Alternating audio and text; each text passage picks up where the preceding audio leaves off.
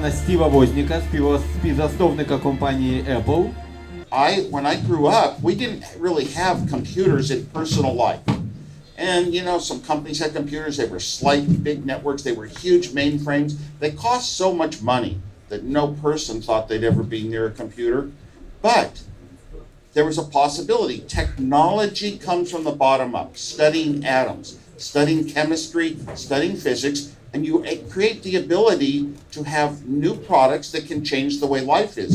I was not driven by wanting to make computers for people. It was more, what would the computers do for the people? You have to always think of, how is some new improvement in technology going to improve life? The little geek like me who studied technology and learned how to use it and write software and design hardware, the little geek, we were called geeks, would be very important when we went back to work in our companies. We would sit down with our own computers and write our own programs and not have to rely on everything the rich company has. So it was like elevating the common person to have the power that they could achieve through their own brain.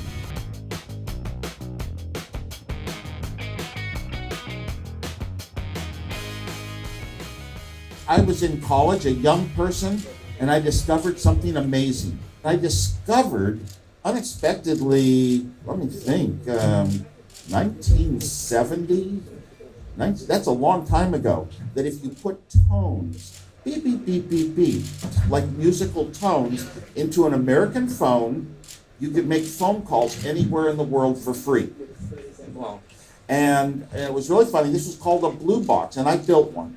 And I used it, and my friend Steve Jobs said, let's sell it. And we actually sold some.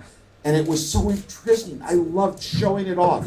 I was a shy person, socially not inclined, but I loved coming out and blossoming and showing, talking about all the things these devices could do and how the networks worked, and could make free phone calls. I did not make phone calls to save money.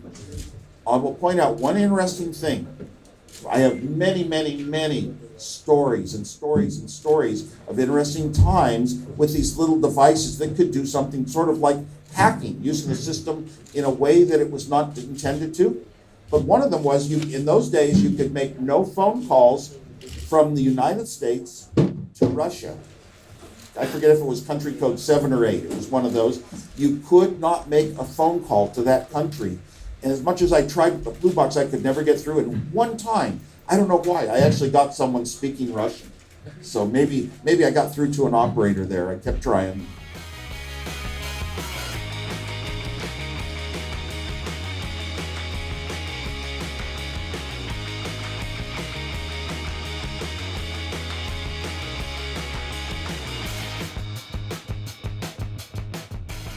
Yeah, I believe it is true that the Russians have done that. I believe that they try to do it all over the world. There are many other examples because all of our intelligence agencies agree on that fact. Trying to get involved in elections of other countries, we sort of have this idea that what we are about is, especially in the in the side of the world where we have voting, that we can always we pick the best president that we want, but it can be interfered with. For example, what the Russians did could give people, oh my God, negative impressions. Oh my gosh, I don't like this candidate. I'm going to vote against them. This actually having an effect in an election is a bad thing by our principles of, what we stand for in the United States, our democratic principles. So I think that's just it's just a bad thing. And I don't know, I'm surprised. The problem is people will fall for it.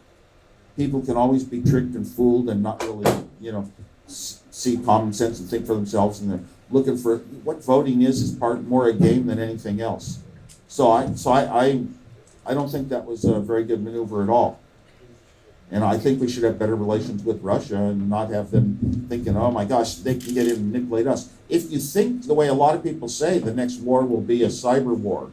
It won't be so much weapons. Then you got to say, what position are you in the world? And if another country is manipulating your country, you're behind them. Like you used to say, we were behind them militarily. Now we're behind them in cyberspace, and that has a lot more meaning today.